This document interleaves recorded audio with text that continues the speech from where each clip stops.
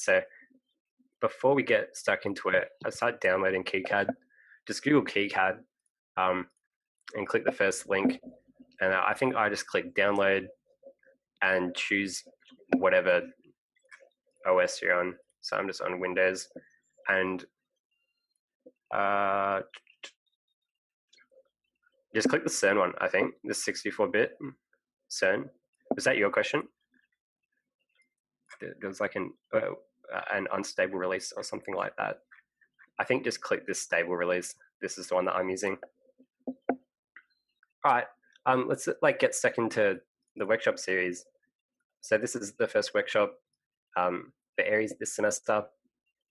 Pretty keen on it. It's going to be sort of a nice, easy intro to PCB design.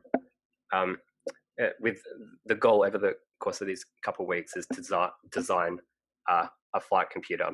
So a flight computer for model rocketry normally has a few just different things that really help to validate your designs. So you have a flight computer, it will be logging interesting data, which you might get from like a barometer or an accelerometer. These are just measurements that the rocket will take in flight, so you can actually sort of look back, see what happened, see what went wrong, see what improvements there might be. And then you can sort of iterate on that design and you'll get better and better and better at it. But we're going to be using, for this workshop series, we're going to be using KiCad. And so KiCad is essentially, it's like this open source software, which has really taken off recently. Thanks mostly in part to being funded by CERN. So they're putting a lot of money into KiCad at the moment, and it's basically getting a lot of features that a lot of the really popular softwares have. So KiCad is open source, community sort of contributes to it, and so in many ways it might be behind sort of like the state of the art software where like big companies depend on the software for income. But KiCad it's really taking off in like the hobbyist community, and it even like it's being respected, I guess, in the higher up like professional community as well, because it's really easy to use and provides a lot of features that just sort of like simplify PCB design, such as massive open source libraries. But we'll sort of like touch on that as we go and get stuck into it. The alternative for industry, which is kind of the industry standard, is Altium. And so Altium, this is what I've used for a couple of my projects. It's a bit harder, I'd say, to get into, but it's super nice. It has like all of the bells and whistles, really, but it's expensive. So I think as like a student, you can get a student license for like 6 months, but beyond that, you're going to be paying like a couple $100 maybe, just to have access to it and keep working on it. So I'd say for now, build up your skills in KiCad, and you're going to be in a pretty good position to maybe like move to Altium. But it's pretty overkill for the stuff that we're going to be doing. You know, we're not going to be designing like motherboards or anything like that. KiCad is going to do for us. Hugh. Hey. You keep tapping your microphone. Oh God, am I tapping it? Like, I don't know, it's like fiddly and it's making noises. Is this all right? Yeah. Yep. Okay. All right. Tell me if it keeps happening. I'm going to try not let that happen. I'm not really sure what was happening, but okay, I'm going to be really still. Maybe, how about that? Cool. All right, thank you. Okay, so who am I? My name's Hugh. I'm doing a Masters of Engineering at Melbourne Uni, focusing in mechatronics. So we do a lot of like control systems, and that kind of brings together a lot of different domains. So we look at electrical systems, we look at mechanical systems, and exactly how do we control these systems and make them safe and not dangerous to people that want to use them. And that, like, control systems is sort of like a big area of discussion that we can have later. But I guess when it comes to mechatronics, in the end product, all of the sort of math and control that you develop will eventually be deployed on some kind of PCB. Don't worry if you don't know what a PCB is just yet, but we'll get to that. It's sort of like the end goal is to implement this all in a PCB, and that's how you control basically everything in your system. So yeah, I'm president of Aries. I've done some work for Swoop Aero. So Swoop Aero are medical logistics company, really cool. They basically deliver medical supplies via drone in various parts of Africa. This really cool like quadcopter drone. It takes off, lands vertically, and then transitions to like a forward flight. It can travel like 100 kilometers to deliver medical supplies pretty much wherever you need them. And so I did a bit of work for them over summer as part of my internship, and then I continued to work for them doing like contract work. And that was basically where I learned a lot of my PCB skills, because they wanted me to develop like this little product, and to make that really like nice and professional and easy to manufacture. The PCB basically solved all of our issues. I also do work for Hand-On Industries. That these guys just develop. They do a lot of sort of like manufacturing for different companies. I'm doing some product design there, where I work on some PCBs. I'll show you some examples of them real soon. They're very like simple PCBs, but they kind of make our workflow a lot easier, because it's easier to have a PCB than like a mess of breadboard wires. But then again, we'll talk about that as we go. I'm also part of Melbourne Space Program, so that's kind of what I'm all about. But what is PCB design all about? So if nobody knows what a PCB is, you can kind of look into any product or appliance in your house. You'll find that like green little board where all the little like microchips are attached to it. That's a PCB. And a PCB is essentially an easy way to connect up all of these tiny little electronics.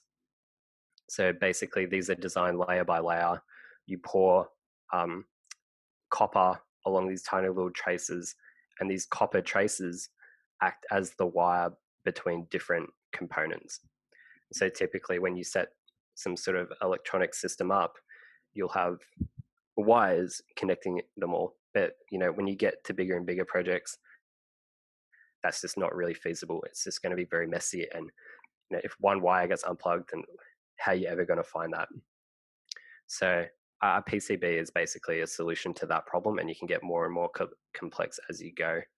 So yeah, they're robust and compact, and it's kind of allowed for hobbyists to kind of get in on the PCB scene recently, primarily through like KiCad is open source. It's free software to use, and it's really good.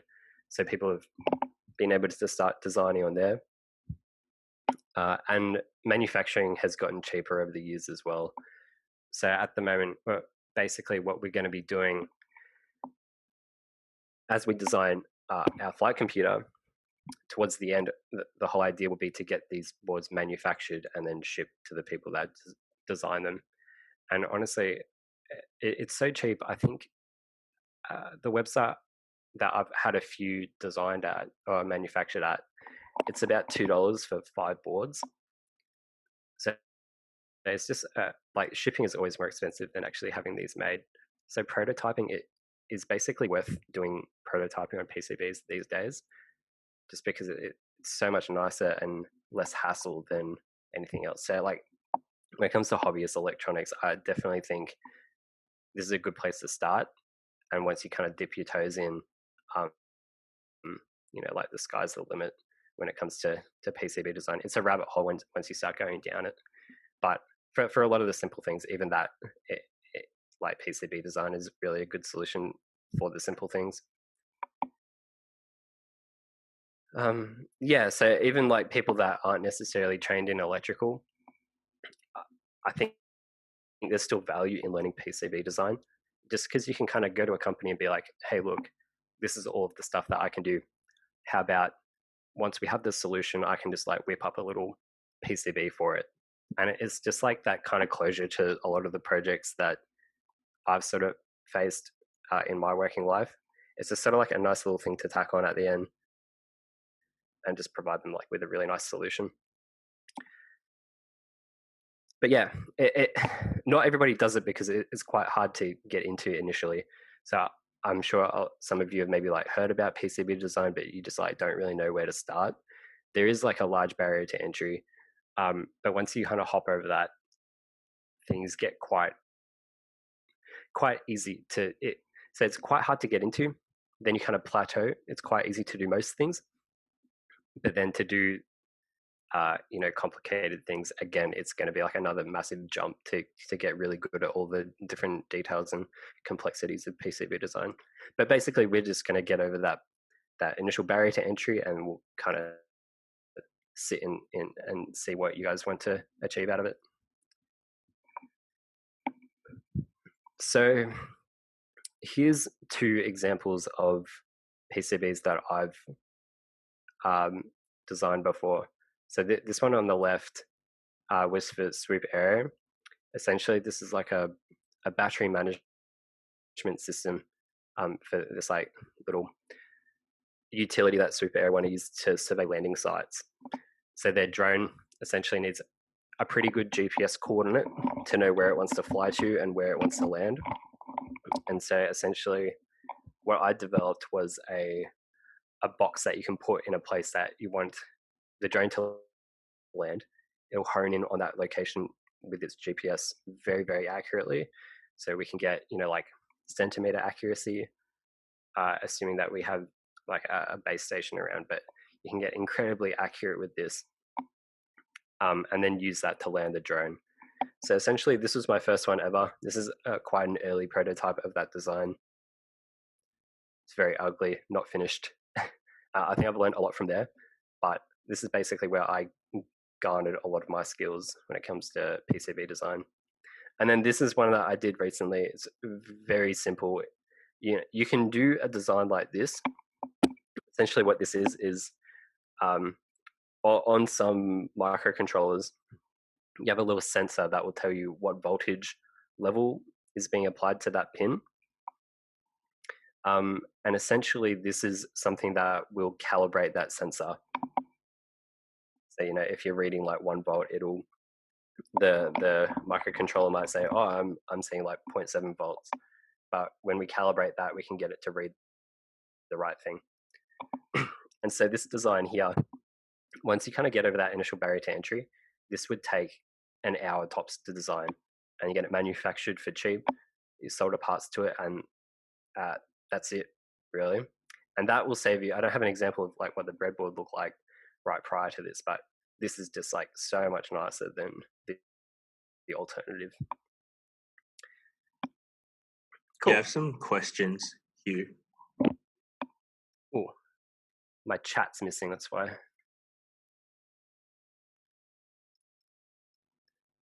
Okay, cool. Might be why is there a reason they're always green? Do you see that? Green is kind of just like the typical thing. Like you can get different color solder masks. That's what they're called, like the solder mask. I think the company that we're going to order through, you can get like red, orange, purple, blue. But green is always the cheapest. So I'm not really sure. There's probably like a historical reason for that. Hey, Hugh, do the boards come? Maybe. So I think I'm keep asking your questions, and I'll probably get to them as I go through now that I can find where the chat is.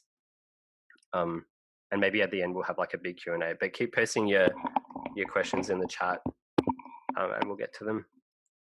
But yeah, so Sam, the components, or do you have to solder them on yourself?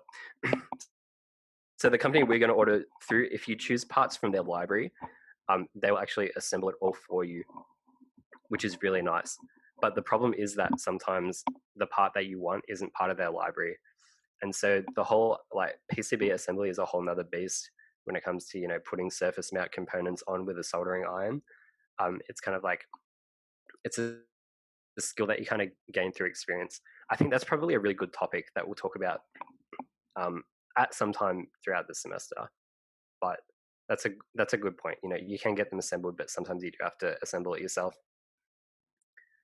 And what does PCB mean? Oh, so PCB stands for printed circuit board. Yeah. It's essentially it. And it's very like self-describing, printed circuit board, because they print it basically. They get these like manufactured in a big warehouse. They print the traces on. Cool. Okay, I'll keep an eye on the chat. Thanks for that, Jack. So, in this workshop series, basically each week we're going to add another layer to the PCB design repertoire. And this week we're basically going to go through, downloading KiCad. Hopefully, maybe some more people have joined, but just Google KiCad, click on the first link, click download, and then get that downloading in the background. Just like choose the CERN version. Sorry, maybe I'll just show you again real quick. Yeah, so just go to Google KiCad, click downloads, and just click this one. Yeah, thanks, Jisoo. Get that downloading. That's what we'll do today. And then we're also going to touch on schematics. So schematics are the first part of designing a PCB, which is basically defining all of the electrical connections, all of the components that you're going to use, what pins are connected to what. And then from there, you generate a list of those connections and you go and do the actual mechanical placement of the components on a PCB. And so I think we'll cover that next week. These are two pretty different things. And you always start with your schematic and then you go to your PCB layout later on. Once you finish with your layout, there's a lot of like different manufacturing files that you want to produce. Basically, it tells the manufacturer, all right, how do we make your board? How big is it? Where do the parts go? Where do you have to drill holes? And where do you put your traces? And so we'll kind of discuss that kind of thing. I'll show you the website actually. So we're going to be ordering through JLC PCB. This is a Chinese manufacturer. China manufacture your boards incredibly cheaply. Oh, here you go. So PCB and surface mount assembly. So they'll make your board here, and then they'll put parts on your board here for $2. So like, look, you can't beat it. You get it from China, it's going to be like $30, $25, $30 shipping. But you know, it takes me like 2 weeks or so to get these boards completely built. So we'll go through the whole process of designing your board, and then actually getting them made and producing the right manufacturing order for that. And we'll also go through like the assembly part. So there's a few more. If you want to just get your board made raw, there's only a few files to do that.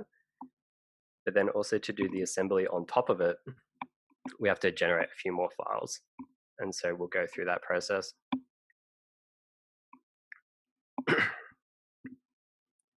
Cool. And so once we do our PCB and everyone kind of gets familiar with how you work with a PCB, we're going to get into designing the flight computer. And so, sorry, my mic is being bad. Hold on, let me try to fix this. All good?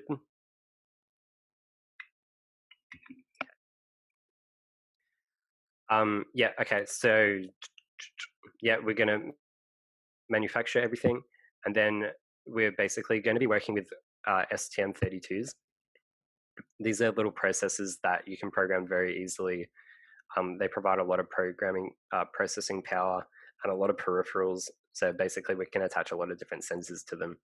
And so there's a whole workflow, I guess, dedicated to developing for STM32s. That's also kind of like a high barrier to entry, but it's not too bad.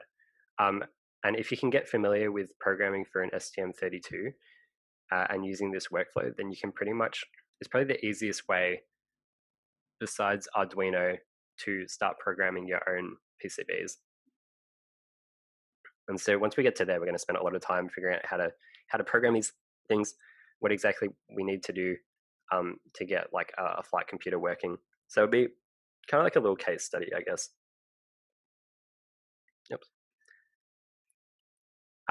Yeah, cool. And then towards the end, we're going to do like a design competition. So once everybody kind of knows exactly what's going on with their PCBs, we're in like a little competition. And I'll give you some sort of like heads up about what the competition is later. But yeah, and hopefully we'll have some sort of like guest speakers. That'll also be nice. That's in the works at the moment. Cool. Yeah, and so the competition. So I guess as like sort of incentive to really stick with the workshops this semester, we're going to hold a competition towards the end. And it'll basically just be to show off all the skills that you've learned. Basically design a little board with an STM32 on it. It can, do whatever you want. It could be like a flight computer, or it could be just like a little LED board. It flashes a couple lights, or you can program it to flash whatever lights you want. It'll be up to you, and we'll just run a little competition, and the best designs, we as a club will fund them, pay for them, and get them shipped to you. So that all of that will be covered, and then you'll have your own board that has been like completely assembled from scratch. Hopefully it works. We'll do like some design reviews on your design just to make sure that it will work, and we'll also send you one of these programmers. So this is just like a little USB port that will allow you to program the STM32s. So actually, I'll show you what I'm talking about. So this here is an STM32. It's just like a little microchip, and you can program it to do whatever you want. Essentially, it'll run just like, it runs like C code, but yeah, there's ways to just make the developing for it pretty easy.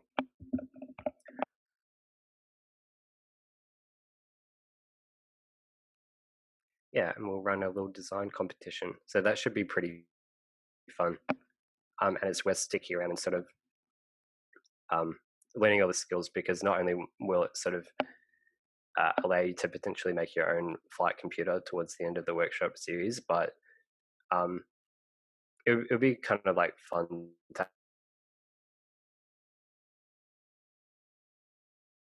Hugh, you cut out.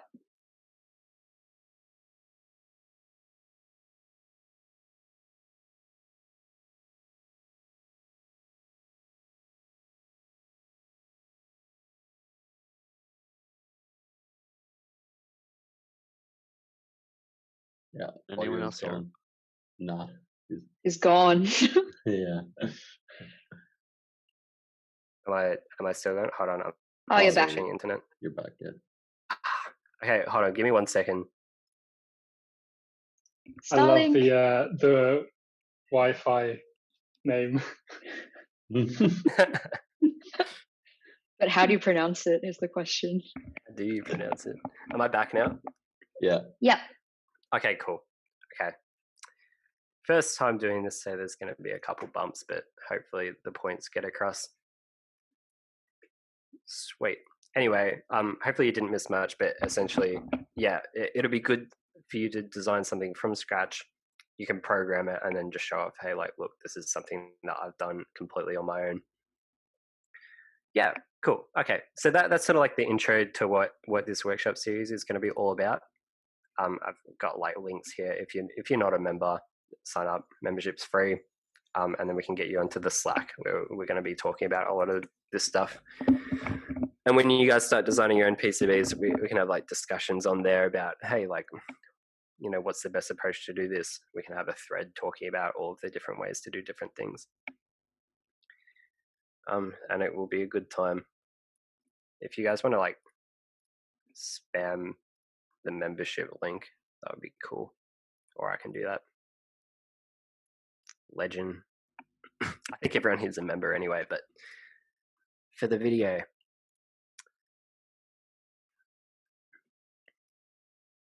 Remembering someone do it.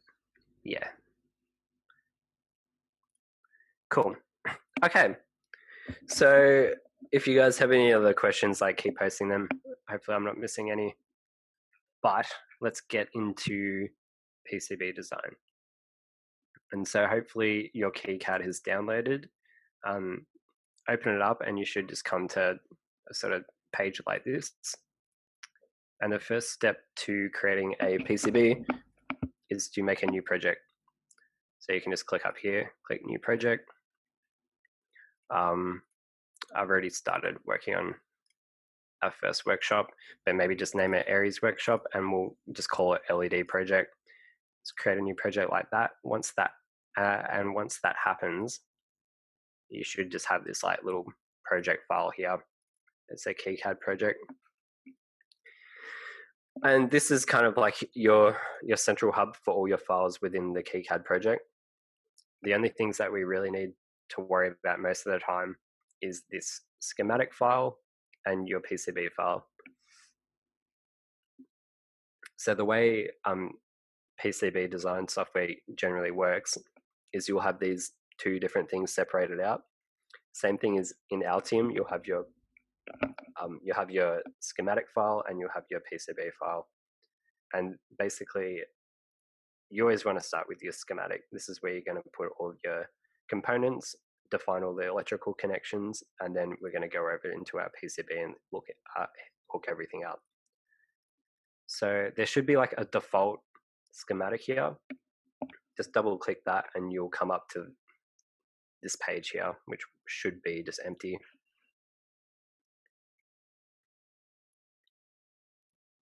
And this is basically where we define all of our schematics.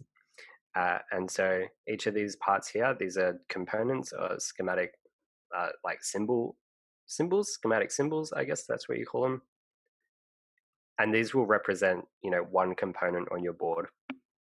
Now, KiCad is really nice because it basically has a massive list of components that other users have sort of generated and put into like the standard library.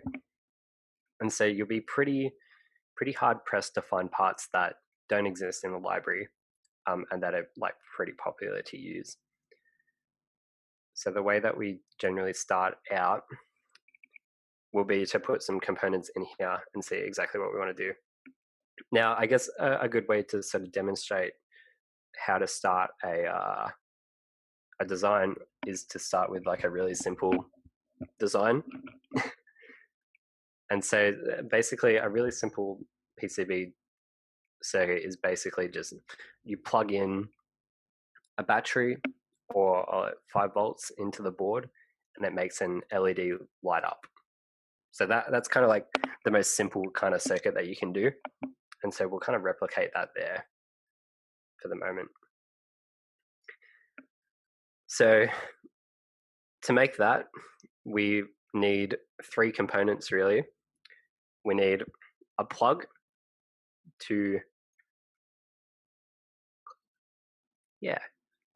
we need a plug to connect our 5 volts to. We need an LED, which is going to light up. I don't know if KiCad does simulations actually. Probably not. Typically, your simulations will be left to like LT Spice or some other thing online. I haven't had to actually simulate anything so far doing PCBs. Just because things get like pretty complex and the simulations aren't really going to be it's not really about simulating it. This is kind of just like how you get your final design, which basically you just need to check everything 100 million times, because if you mess up one connection then the board might not work. But that's kind of the joys of PCB design.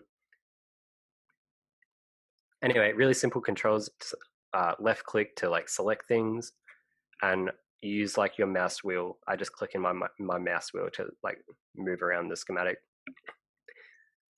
Okay, so basically we need 3 components. We need a connector for 5 volts. We need an LED, and whenever you, if you haven't like used LEDs before, you need one more part with an LED, which is a resistor, and that limits the current that flows through the LED.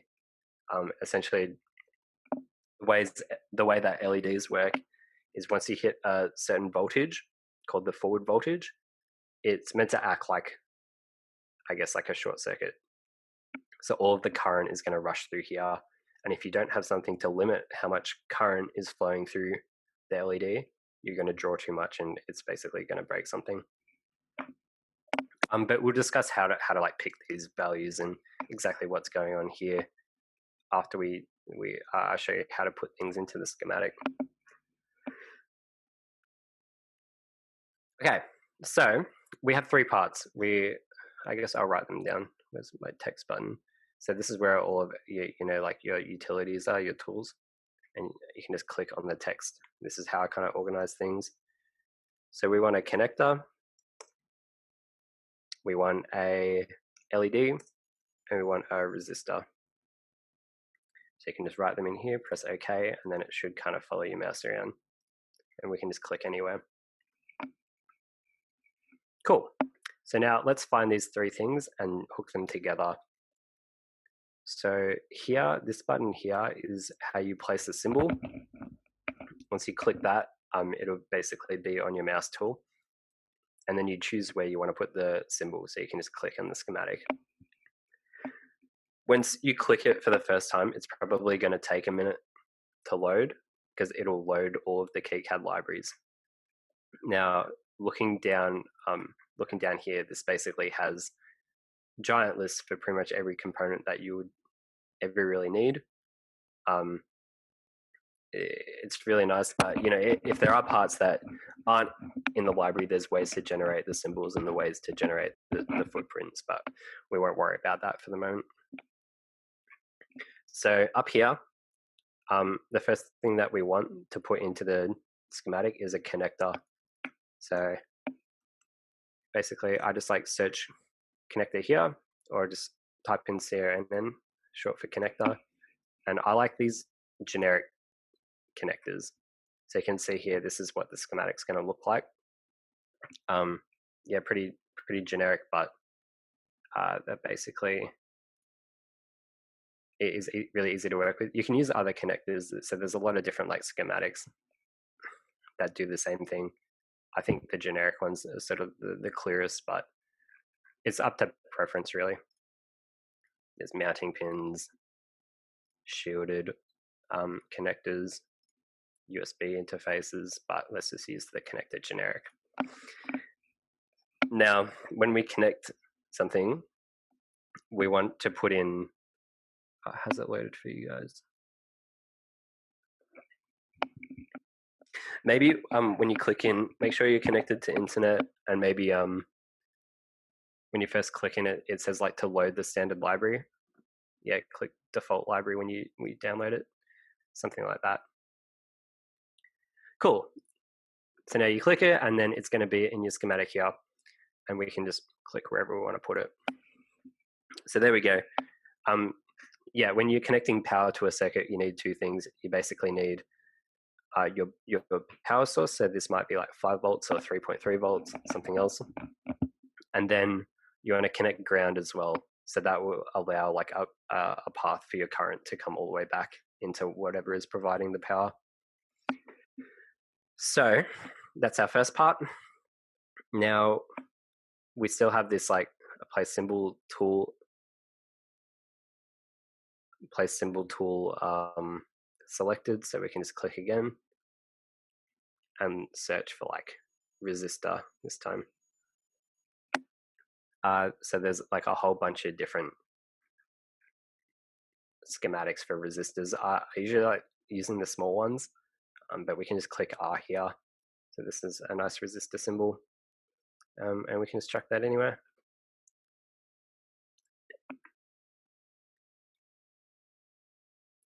Cool. Yeah, you can watch the video back. Hopefully there's no errors. I didn't have any errors with the libraries. They kind of just loaded when I loaded it the first time, but yeah, just like shoot a message in Slack if you do get stuck, and we'll be able to sort it out later. Cool. Okay, so hopefully you have your connector and you have your resistor placed, and the last thing we need is an LED. So let's click again, and we'll filter for LED. So here's a nice schematic for an LED. Click that, and now here, oh sorry, I don't know if I showed you, but if you press the R key, R on your keyboard, that's how you rotate things. good thing about KiCad, which I really like, is that there's a bunch of different shortcuts for pretty much everything that you want to do. So say if you mouse over something in the schematic, you can press M, and that will allow you to move it. Or you can press E, and you can define different properties about the part. This is going to be good later when we talk about manufacturing the design, because we can put some part numbers in here as well. And so, yeah, for example, I can press M to move it around, then R to rotate it. Also, then if you want to get out of this tool, now that we have all of our parts placed, you can right click and then just press N tool, and now we're back into like our selection mode. Another shortcut is the A key. Pressing A will bring up the part library, the symbol library, just in case I accidentally do that without telling you guys what happened. Cool, okay. So I just press M. We can just arrange these however we want at the moment. I wouldn't be too fussed about exactly where to put them. We can organize everything later, but let's just have everything looking like this. Right. Let's check chat. When I try and place it, it doesn't appear. So you press A, you've gone into like the component library, and then you've found the part that you want. You press OK, and it should just appear here. But if there are problems, we could maybe like post a screenshot or something, and we'll work through it later. Cool. Now, if you select something and you're dragging it around like this, you can just press delete and it will go. All right. So now we have all our parts here, and we want to hook them up. So the shortcut for that is just to press W, and that'll bring up your wiring tool. So this is how we define connections in KiCad. If you right click, you can just cancel it and it'll go away. So normally what I do is I mouse over the part that we want to connect. These little like circles mean it's like a terminal. So this is where we can start and end our wires. So I mouse over it, press W to draw our wire, and then we just want to connect this resistor to this LED. So there we go. Cool. And basically that's how you can draw some wires. You can just press W as well, and then to end the wire, you can just press K. That's normally how you can do it as well. But to get out of the tool, remember to just right click, press N tool, and you can highlight these and just delete them.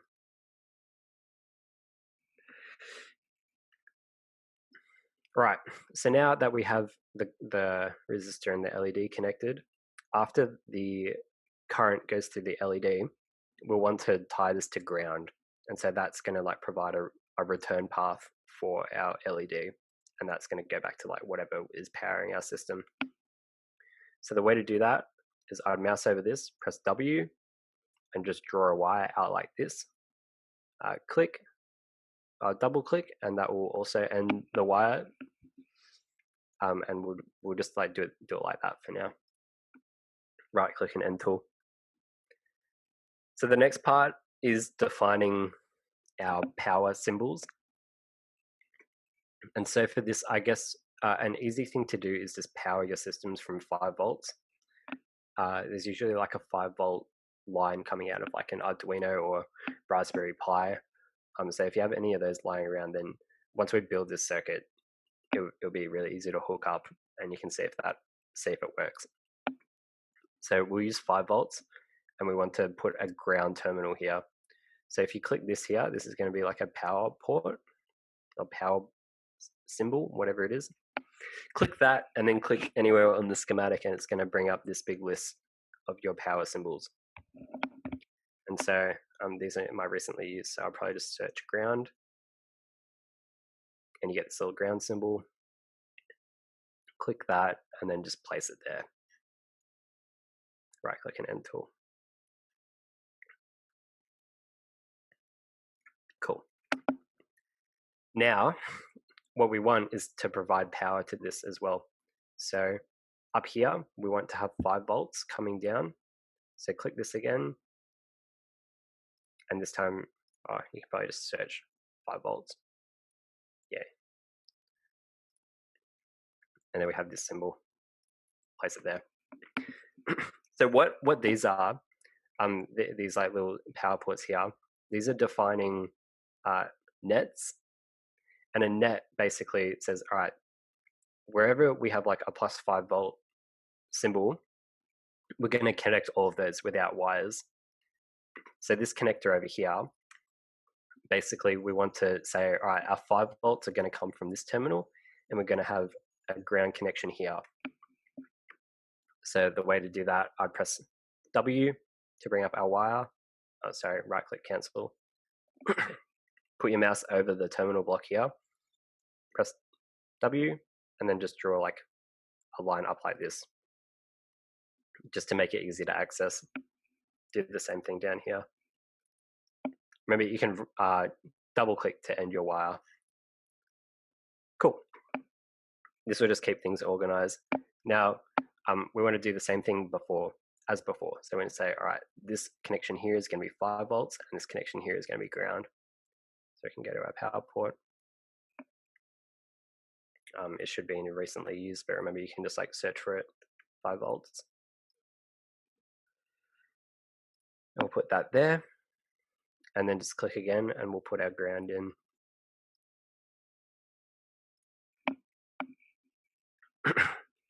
Cool. So now we have this net, this 5 volt net, and essentially that's saying that we're going to be putting 5 volts in here. Remember, this is like a connector, so we can plug something into here. 5 volts is going to run up through here, and wherever we put this 5 volt plug, it's going to be connected to each other.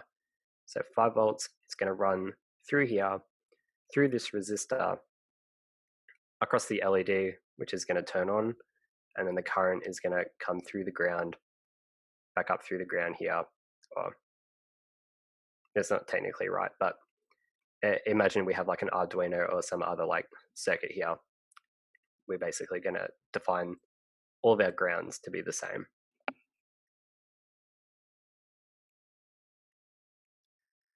Sweet. And with that, that's basically like the most simple circuit that you can do in PCB design. You'd end up having like a little, oh yeah, you can click this to make everything neat. Oops, sorry.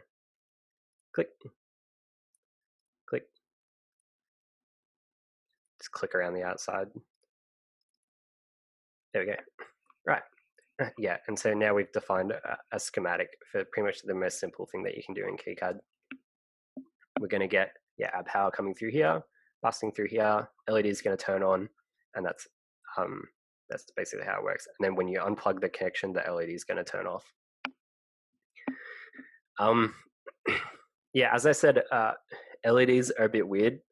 Light emitting diodes is what that stands for, and diodes are a bit of a more advanced topic in electronics. But it's probably it's a good intro to electronics if you understand how these work, because then you understand how important it is to work with voltages and currents and make sure that, you know, if you're not careful about how you connect things, things are gonna break essentially. So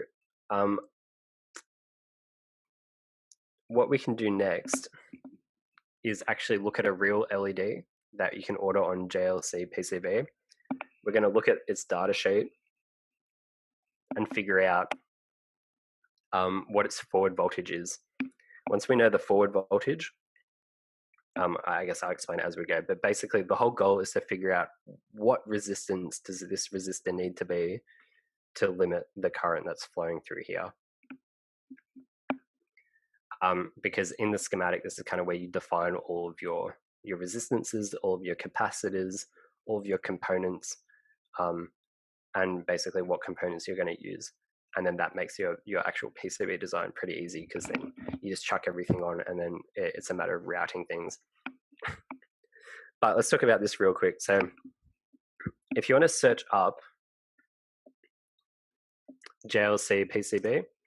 This is who we're going to be manufacturing our boards with, and they provide a really cool service that they'll assemble your boards for you if you choose parts within their library. So once we're on this website, we can click resources and this S&T parts library. So I guess there's two sort of ways you can approach PCB design. There's the through-hole components and there's the surface mount components.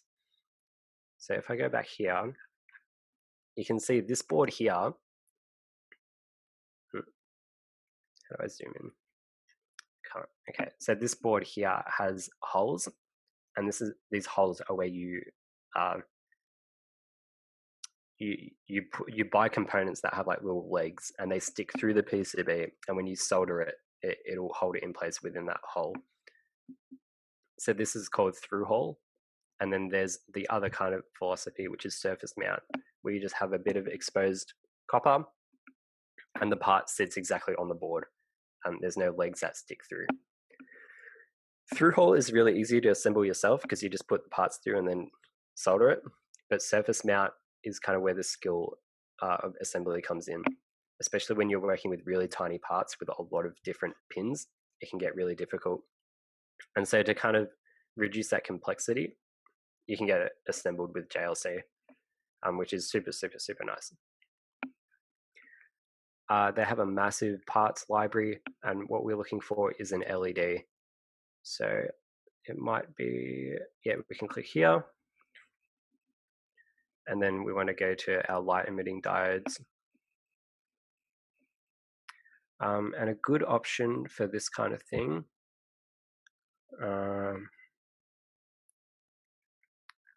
So what I'm looking at here is all the colors, and the colors all have different voltages that you can work with. Now, the fact that we're using 5 volts, we're going to be safe picking any of these.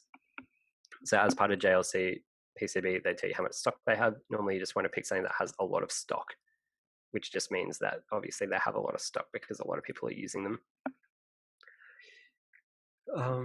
Cool. Now the other side of surface mount is the size at which the components you pick will be. And so I guess later on we'll have a lesson about the different sizes of surface mount components. As you can see, this LED here is tiny. What's that, like 2 mil or like 1 mil long? And so I think that's pretty standard for an 0805. So basically this number here tells you how large it is. 0805, this is tiny and you're not going to want to be soldering this yourself. They also probably have a very low like power rating. And so I wouldn't pick that for now. Let's like try find something that is hopefully a bit bigger. Just look through here. Look at your options. This one isn't much better, but it's slightly better. I think this is still like an 0805. Oh no, okay, 0603. So this number here indicates that this is a slightly bigger LED, and we can just use that for now. Now, PCB and electronics in general, you're going to want to get really used to working with data sheets. And so a data sheet basically will tell you everything that you possibly need to know about the part. But they're very scary to use when you're coming into it for the first time. So it's kind of with experience, you'll figure out what parts of the data sheet that you really want to be looking at. At the moment, I'm just looking for forward voltage. So here we go. So here are optical characteristics. Our forward voltage, which basically means how much voltage do we have to apply to the LED to turn it on, is like 3.2 volts. Cool. So if we go back to our schematic, we can imagine that when this is on, there's going to be 3.2 volts across this LED maximum amount. You might want to design around the minimum maybe, or 2.8. There's going to be like a certain number across this, which means the rest of the voltage is going to be sitting across this resistor. Now, remember, when your LED is on, it kind of acts like a short circuit. And so this resistor is going to be defining exactly how much current is flowing through the LED at any given point. So let's say, just for my memory, I think I just pressed T then. We got 3.2 volts across here. And what that gives 1.8 volts across the resistor.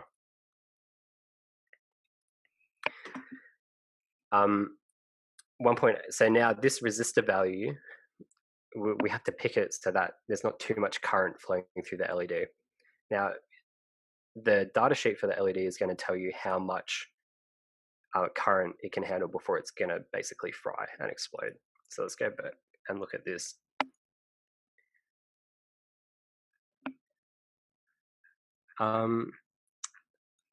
It's 6 o'clock. Okay. Real quick, let's just say like forward current is drawing like 30 milliamps, so we don't really want to exceed that much. And so for those of you that know electronics, we'll just finish up real quick. Ohm's law, V equals IR. Basically, we want to use this equation to figure out how do we get V divided by R equals I. We want the current to be less than like 30 milliamps. And so I'll leave it to you guys, and we'll finish up the session here. We know we have 1.8 volts across the resistor. We don't know what our R value is. This is something that we want to find.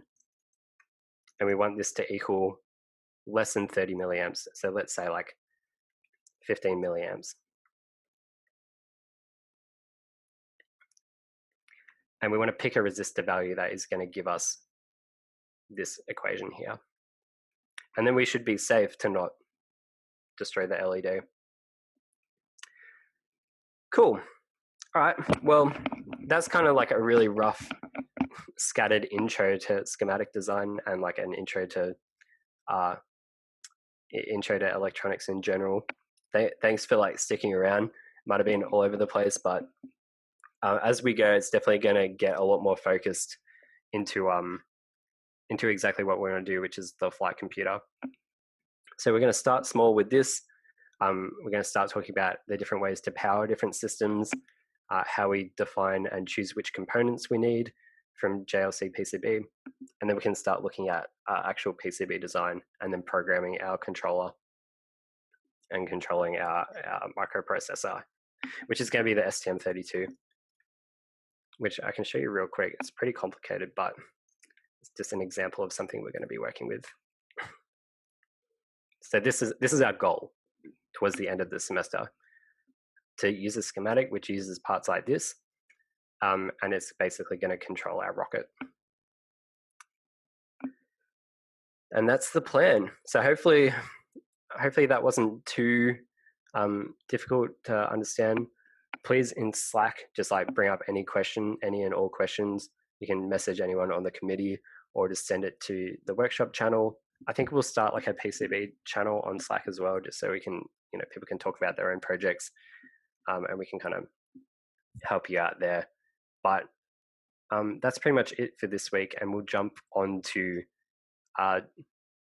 building from this next week, and we'll talk about the actual PCB routing and get an intro to that sometime next week.